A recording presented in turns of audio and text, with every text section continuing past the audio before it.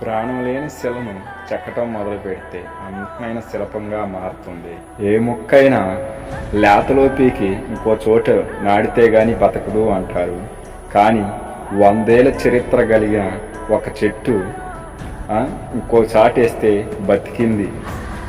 ఎంత చిగురించబడిందో తెలుసా మీకు? మనుషులు బతికే 60, 70, 80, మహా అంటే 90 బతికే జీవితం.